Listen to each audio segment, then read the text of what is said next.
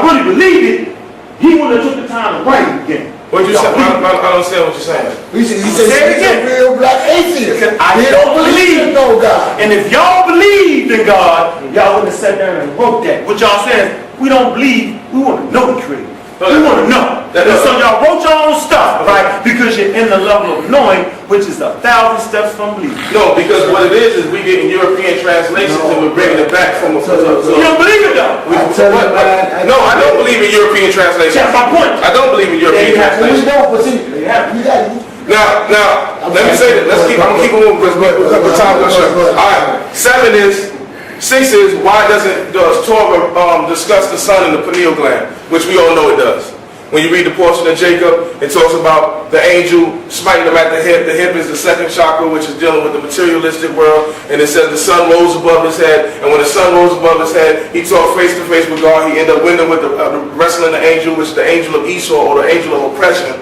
And the sun activated his pineal, which is the pineal gland. All right. So this is one of the things that. Finding on the walls, the sun hitting the pineal gland. Okay, we agree. It's all the same science, brother. Okay. One day of them, though. Let's keep the mother straight now. Why do Israelites teach the mother? Huh? Let's keep the mother though. Let's understand where culture come from. But I'm telling you, if you understand what I'm telling you, I didn't even think about that. If you're talking about Egypt, I'm telling you. I ain't talking about Egypt. Okay, well. Well, my discussion is Egyptology. I got you. All right. You thought I was Egyptology. Why do Israelites teach the seed? Why do Israelites teach the seed come from man? That's a misteaching. Thank you. All right. Thank you, brother. It's a misteaching. I don't agree. I don't understand where Israelites get that from. I need you. What's that? The seed comes from man. The seed of life comes from man. It comes. If you look at it, the 2 strands of DNA come from a man and a woman, and the mitochondrial DNA, which is unfaulted, comes strictly from women. That's right. All right. You read that women have seed in Genesis 3 when it says, "I put enmity between your seed and the woman's seed." Chapter 3. So chapter 3. And when you look in the scriptures, Israelite teach that the children go with the male. This is the Israelite teaching. When you read in the scriptures never condone what they're saying. Every time a child leaves, it leaves with his mother. And that's in Ezra. That's when Ezra put away all the foreign children, with the wives. They left with the children. When Hagar left, she left with Ishmael. When in the scriptures, in Proverbs 5, it says, "Lest your seed be in another, or your strength be in another man's house." How is that possible? That means that lady is getting up and walking with your seed and taking them off to another man's house. So that's a proverbial wisdom, which is a misconception that Israelites taught. They've been teaching for years, and I don't agree. It's because you're able to read the scriptures, quote unquote, that helps you understand things in a different form. And you're absolutely right. And so it's very important to translate your own thing, because they have translation teams. And their translation teams, when they come to certain words, right, they quote unquote have to understand Jewish or Hebrew culture. And through their understanding of Hebrew or Jewish culture, that's where they translate that word. So being as though y'all have a different aspect of what y'all thinking the culture is, y'all want to translate certain words. It's not the idea of what we think the culture is. What you know to be, how do you want to put that? I just want to make that point. It's very valuable. I want to get that message. All right. Cyril said, y'all have a God that walks in the Bible, right? Now we know that the scriptures is anthropomorphism. And if anybody doesn't take that, they don't understand. The Bible is not to explain God. There's no words that can explain the eternal creator. There's no words. It says it in the Psalms. Everything is an anthropomorphism. When it talks about God walking into Eden, we look at it, and most of us look at it from a scientific perspective of God walking on the right hemisphere of your brain, or dwelling in the midst of the right hemisphere of the brain, which is the intuitive side of the mind. All right? So what I'm here to do is dispel some of the stuff that people were taught and they just regurgitated. If you don't have a mind of your own, then you'll never be a man. You have to branch off. Even your teachers who teach you, you have to understand what they're saying, and you have to see that sometimes they're biased with their own understanding, and you have to be able to be in a pure spirit or pure heart in the mind to receive what the message is really portraying.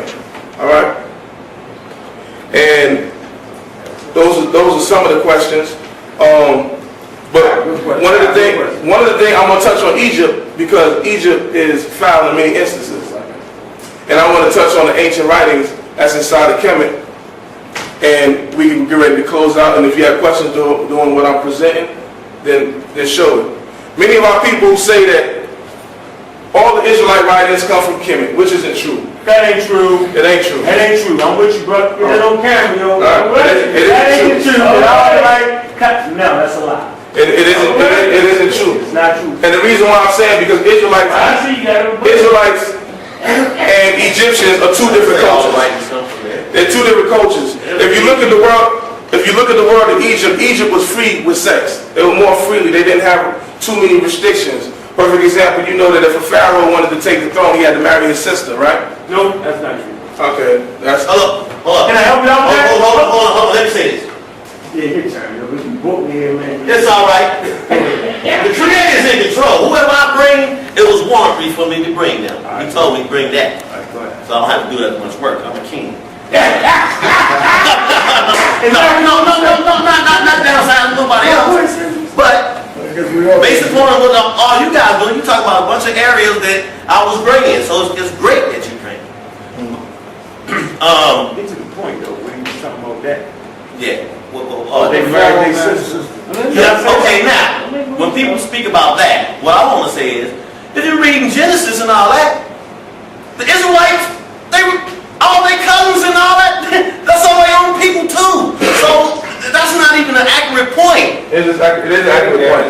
You know what I mean? It is an accurate point. Hold on. And you have Lot, who impregnated his own daughters. Yeah, and it was wicked. It was wicked. It was wicked. But the Creator, wait. It was wicked. It was wicked. It was wicked. That was wicked. It's a wicked abomination of the Torah. Man can't sleep with his daughter. This is what I'm trying to find out. If this is another instance of talking allegory and us taking it into context like actual history, because they said that after Sodom and Gomorrah was destroyed by the Creator, right? By the high forces.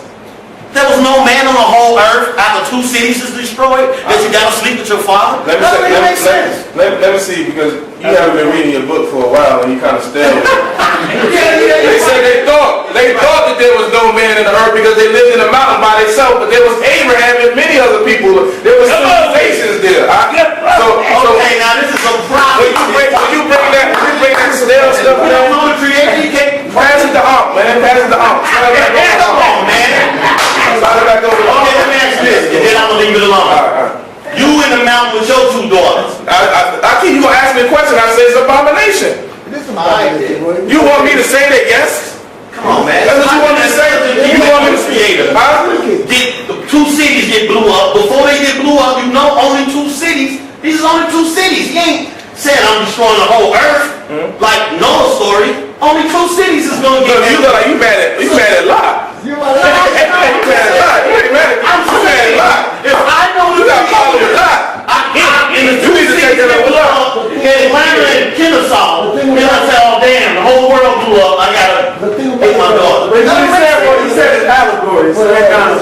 Right, could that be allegory or something else, or is that historical? According to Sumerian texts, the cities were destroyed.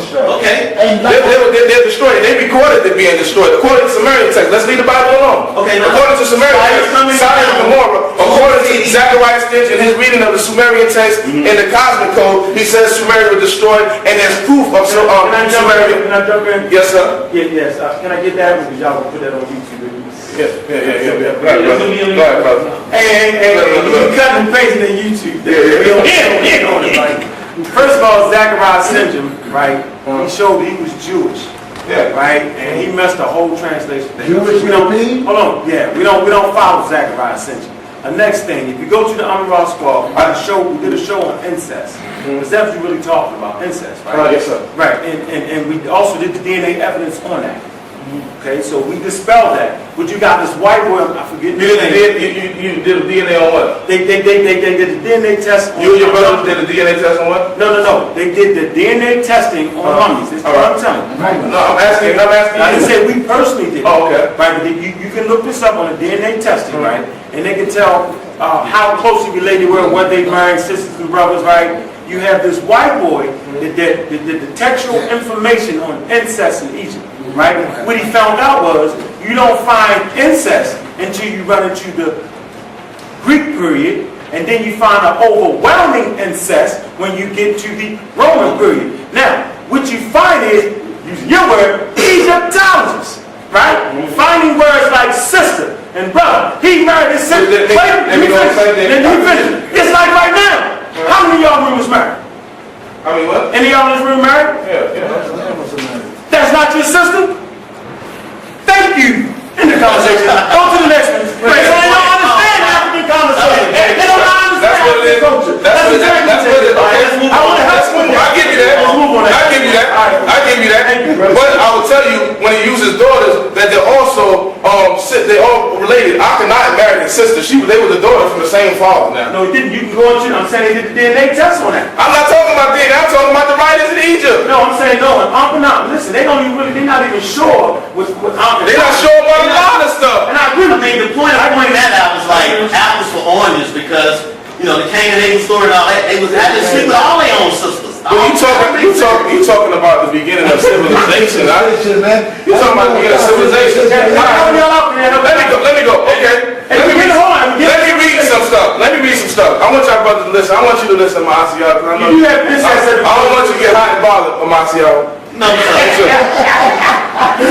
all right. Hey, can I make this point before you leave that though? Yeah. She gave me the option. Yeah. Read chapter 5 and she gave me the option. Which book? And he talks Civilization of Barbarism. All right. Chapter 5. And he talks about clans. He talks about European clans.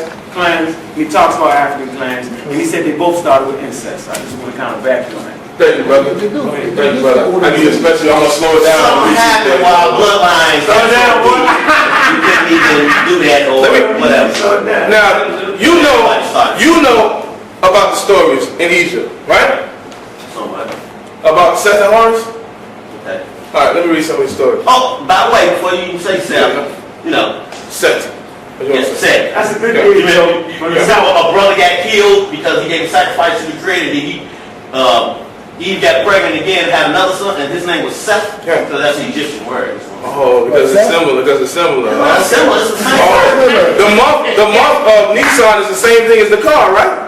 No, man. What? Mom doesn't. Why is it? Why is it?